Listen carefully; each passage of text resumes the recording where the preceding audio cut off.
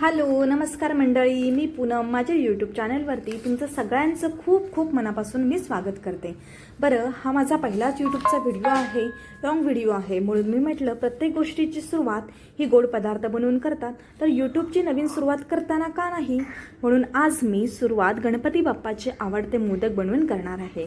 यासाठी मी एका टोपामध्ये थोडं पाणी उकळावायला ठेवलं. जेवढं मोदकाचं पीठ बनवून घ्यायचं आहे त्याच प्रमाणात पाणी घ्या. जसं आपण नॉर्मल पीठ मळतो तसंच पीठ मळून प्रिपेअर झालं पाहिजे. त्या उकळत्या पाण्यामध्ये मी मोदकाचं पीठ ॲड केलं. मी भागीरथी मोदकाचं पीठ हे जे आहे तर ते फूडमार्टमध्ये प्रिपेअर्ड मिळतं, तेच मी यूज करते. कारण ह्याच पिठाचे मोदक मी लास्ट टाईम गणपती फेस्टिवलमध्ये केले होते, तर ते एकदम अप्रतिम झाले होते. एकदम सॉफ्ट बनले होते, एकदम लुसलुशीत. हे बघा, अशा प्रकारे हे पीठ आहे तर ते वाफवून घेतलेलं आहे. आणि हे पीठ आपण थोडंसं थंड होऊन त्यानंतर मळायचं, किंवा गरम आहे त्याच्यामध्ये मळलं तरी पण चालेल, पण हात भाजू शकतो त्याच्यासाठी. ठीक आहे. त्याच्यानंतर आपण गूळ आहे तर तो कट करून घेणार आहोत. आपल्याला सारण बनवायचं आहे तर त्याच्यासाठी आपल्याला हा गूळ लागतो. कोण कोण साखरसुद्धा ॲड करतं, पण आम्ही तर गूळच प्रिफर करतो. सो गूळ आहे तर तो कट करून झालेला आहे. एक टोप. त्यानंतर सारणाची आपण तयारी साईडला करायला घ्यायची आहे.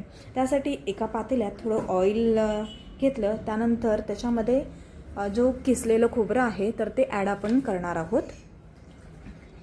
आणि किसलेलं खोबरं आहे तर ते थोडंसं भाजू द्यायचं आहे व्यवस्थित. आणि त्यानंतर त्यात गूळ आपण ॲड करायचं आहे. आणि हे मिश्रण आहे व्यवस्थित सॉफ्ट होईपर्यंत वाफवायचं आहे.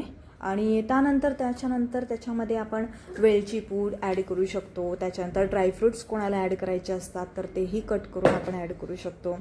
ठीक आहे.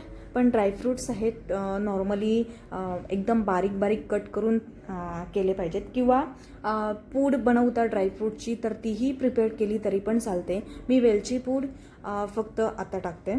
आणि त्यानंतर आपण साईडला जे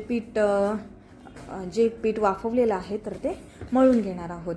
मळून घेतलेलं पीठ आहे तर ते चांगलं छान सॉफ्ट होईपर्यंत मळायचं आहे. थोडंसं ऑइल त्याच्यामध्ये टाकायचं आहे.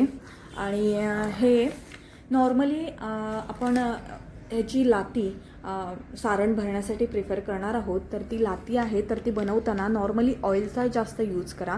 पीठ लावल्यामुळे तर ते एकदम सॉफ्ट होत नाहीत, थोडेसे फाटल्यासारखे किंवा थोडे वेगळे होतात त्यासाठी. आणि लुसलुशीत होत नाहीत. थोडे वाफवल्याच्या नंतर एकदम छान झाले पाहिजेत, लुसलुशीत झाले पाहिजे. त्यासाठी एक अशी लाती आता आपण बनवून घेतलेली आहे. त्या लातीमध्ये हे जे बनवलेलं सारण आहे तर ते ॲड करतो आहे. ॲड केलेलं सारण आहे त्याच्या साईडने पाकळ्या काढायच्या आहेत. पिंच करून आपण जे दोन आपली बोट आहेत तर ते पिंच करून पाकळ्या तयार करून घ्यायच्या आहेत. पाकळ्या तयार करून घेतल्याच्या नंतर आपण ते पूर्ण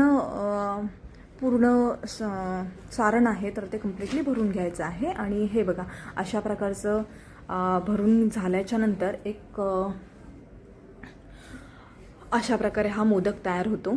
आपण ड्रायफ्रूट्स हे एकदम हे ठेवल्यामुळे, म्हणजे जाडे ठेवल्यामुळे ते मोदक फाटू शकतात, त्यामुळे पुढे हे प्रिफर करायचे आहे.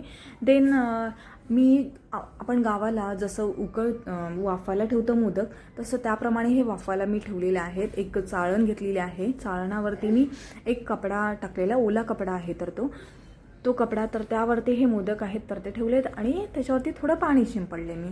कोण केळीचं पान आहे तर ते पण प्रिफर करतं आणि त्याच्यावरती मोदक वाफायला ठेवतं.